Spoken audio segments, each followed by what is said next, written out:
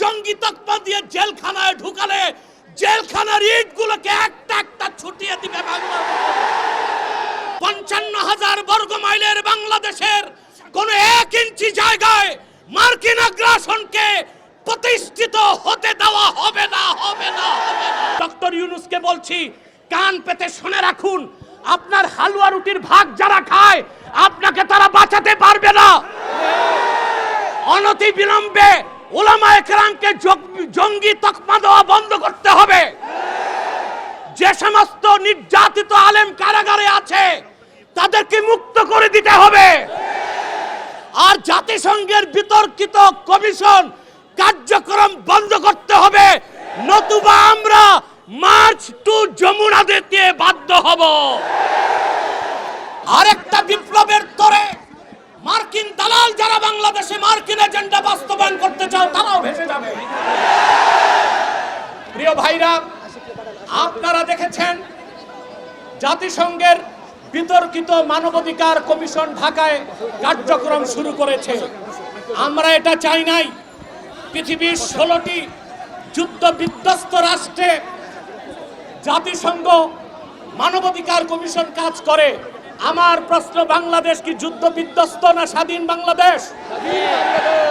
তাহলে এখানে জাতিসংঘের মানবাধিকার কমিশন কেন? তাহলে বোঝা যাচ্ছে মার্কিন দালালরা বাংলাদেশকে যুদ্ধের দিকে ঠেলে দিচ্ছে।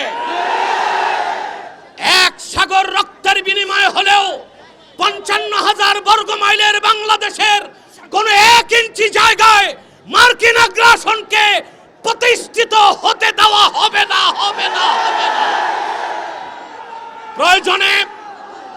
প্রয়োজনে সাইফুদ্দিন কুতুস, রুকনুদ্দিন বাইবার্স, শাহজালাল ইয়ামানির উত্তরসূরিরা আরেকবার দেশের স্বাধীনতা রক্ষায় সশস্ত্র বিপ্লবের ডাক দিতে বাধ্য হবে। আমি বলে থাকি, জাতিসংঘ, United nation is nothing but A Christian club. জাতিসংঘ মুসলমানের পক্ষে কখনো কাজ করে না। অমুসলিমদের অধিকার রক্ষাই তাদের কাজ। গাজাতে বছরের পর বছর নিরীহ মুসলমানকে হত্যা করা হচ্ছে, সেখানে মানবাধিকার কমিশন কেন নাই? কাশ্মীরে মুসলমানদের হত্যা করা হচ্ছে, সেখানে মানবাধিকার কমিশন কেন নাই? চায়নার উইগুরে মুসলমানদের হত্যা করা হচ্ছে, সেখানে মানবাধিকার কমিশন কেন নাই? আমরা জানি মানবাধিকার কমিশন কেন। আল্লাহ ও তার আখিরি নবী নূর নবীজি মুহাম্মদ সাল্লাল্লাহু আলাইহি ওয়াসাল্লামের আরশচুম্বী সম্মান মর্যাদার বিরুদ্ধে যে কুলাঙ্গার সাতেম কাফেররা বক্তব্য দিবে, তাদের শাস্তির দাবি করলেই মানবাধিকার কমিশন তাদের পক্ষে ঢাল হয়ে দাঁড়াবে।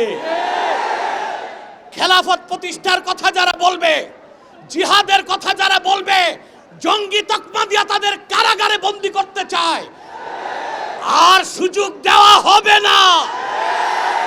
কোন একজন আলেমকে জঙ্গি তকমা দিয়ে জেলখানায় ঢুকালে জেলখানার ইটগুলোকে একটা একটা ছুটিয়ে দিবে বাংলা।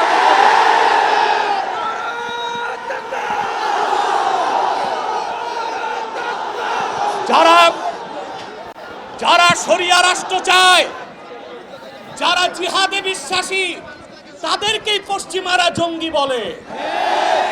আর যারা বুলেট নয়, ব্যালটের পূজারি, ওইসব পীর আর মৌলবীদেরকে পশ্চিমারা মডারেট মুসলিম বলে। তারা মডারেট মুসলিম না, মুনাফিক মুসলিম। প্রিয় ভাইরা, এই শব্দের উৎপত্তি কখন থেকে? টুইন টাওয়ার হামলার পর থেকে পশ্চিমারা প্র্যাকটিসিং মুসলিমদেরকে প্রশ্নবিদ্ধ করতে, জিহাদের বিরোধিতা করতে জঙ্গি শব্দ আমদানি করেছে। আর পশ্চিমাদের পাঁচাটা গোলাম প্রথম আলো কর্তৃপক্ষ এই জঙ্গি নাটকের পক্ষে তাদের বুদ্ধিভিত্তিক সহযোগিতা করেছে। সেজন্য আমি বলবো, মুজিবের ৩২ নাম্বার যদি ভাঙ্গা যায়, প্রথম আলোর অফিসকে মাটির সাথে গুড়ায় দিতে হবে। এটাই বাংলাদেশের আলেমদেরকে জঙ্গি তকমা দেবার ন্যারেটিভ তৈরি করে। জঙ্গি, আমি বলি জঙ্গি খারাপ না, জাং থেকে জঙ্গি। জাং মানে যুদ্ধ, আর জঙ্গি মানে যোদ্ধা। উত্তরা দিয়াবাড়িতে জঙ্গি বিমান ভূপাতিত হয়েছে, সেটা কি সন্ত্রাসী বিমান? না। যিনি পাইলট ছিলেন তিনিও জঙ্গি যেহেতু যোদ্ধা, মুক্তিযোদ্ধারাও জঙ্গি যেহেতু যোদ্ধা। এই শব্দটার অপপ্রয়োগ বাংলাদেশে শুরু হয়েছে শুধু ইসলামী রাষ্ট্র যারা প্রতিষ্ঠা করতে চায়, জিহাদের পক্ষে যারা, তাদের কণ্ঠ রোধ করার জন্যে।